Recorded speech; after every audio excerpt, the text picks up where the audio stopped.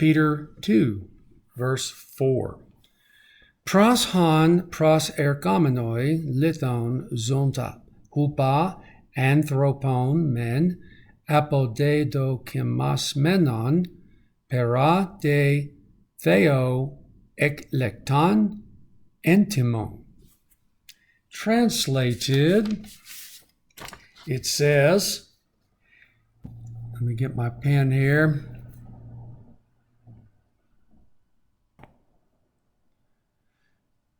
Coming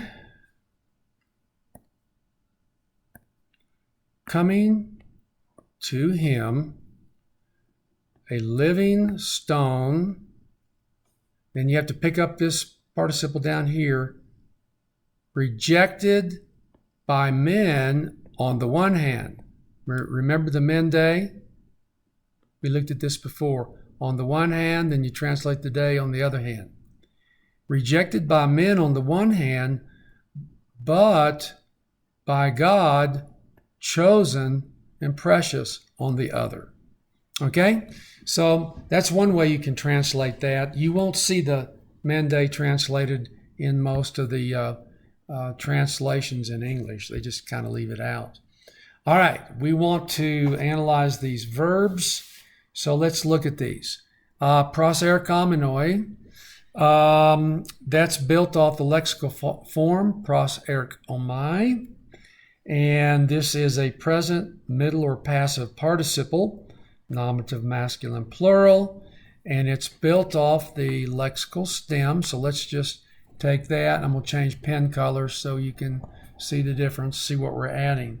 So we're going to add the omicron, which is the connecting vowel, plus the participle marker and the case ending. Okay? Then the second one is the participle zonta. It's built off the lexical form zao. You'll remember that when that alpha of the contract is combined with that participial ending, omega, that thing's going to go to omega with a circumflex. So we come in here, we take off that, and then we have the result of the contract. And then we put in the new tau, the participle marker, plus the case ending. Okay, now for this big long bad boy here, he's not so tough when you break him down. So apodedokimasmenon is the perfect passive participle, active accusative masculine singular. And here's how we build this thing. It's built off apodokimazo. So let's just go over here. I'm going to, actually, I shouldn't have erased that. Apa. Remember, the perfect participles have reduplication. So go back and review your grammar on perfect participles and get that reminded to yourself. So you have the apa, and you never put an augment or the reduplication out front of the preposition that's been attached to a compound verb. So what you do, you put the reduplication, the day in this case, it's built off that the delta right here, so that reduplicates delta epsilon. That's reduplication. Plus, now you need to bring in your stem, which is daki mod. All right. Now you've got a dental, and that dental is going to come is going to connect over to that move, the participle morpheme. But the Greeks didn't like this because it was hard to pronounce, so the dental would go to a sigma. So that's where that sigma comes from. So you put the sigma in there, and then you add the participle morpheme, participle marker, and then the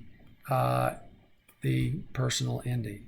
Okay, let's go ahead and do 5. Kai autoi hos lithoi, zontes oikodomeste, oikas, pneumatikos es hieratuma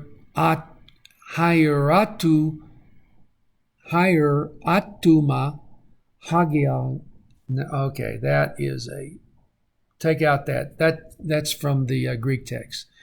Hagion aneknegai pneumatikos thusias hupras dectus theo dia Jesu Christu.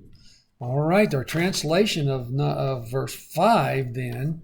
And I'll go up here and get my marker. Okay.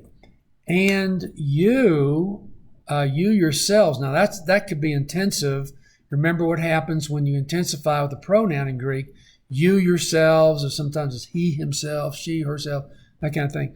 And you yourselves as living stones, there, pick up that part, so living stones, are being built up.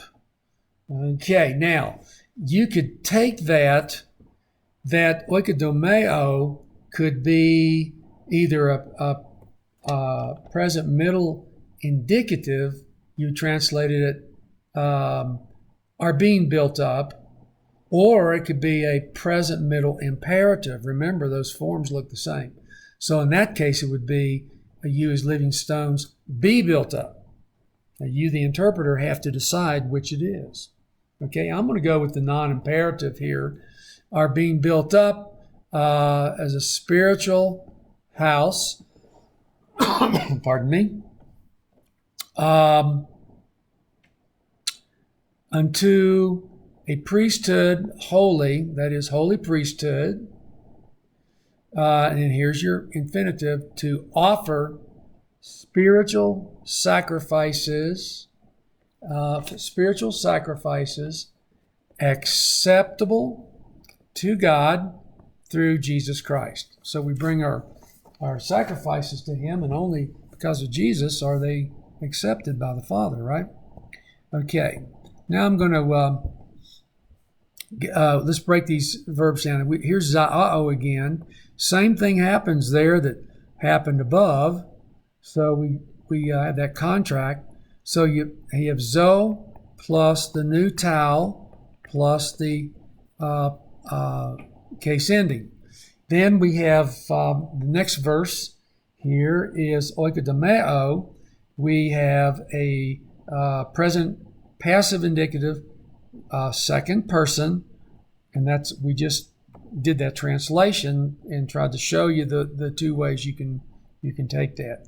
So let's build it off oikodomeo, and we come in here. We're just going to build on that oikodo, and then let's say oikodome. I took too many letters off, sorry.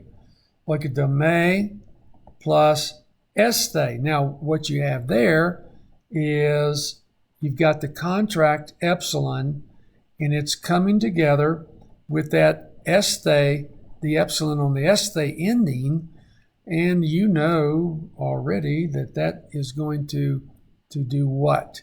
It's going to go to epsilon iota with a circumflex. So let's just go ahead and change that out. Oikodome, put the circumflex in, and then we just add that rest of the ending. And our last one is anaphero, which is an aorist active infinitive. This one is built off anaphero. Now, pharaoh is one of those really strange and very changing verbs. Go look in Mounts or Stevens in the principal parts list and look up pharaoh and look how it changes across those principal parts. So what you can do is go look there. If you know it's an aorist, go look at the aorist form there, and you will see that you have something like this, and na eng kai.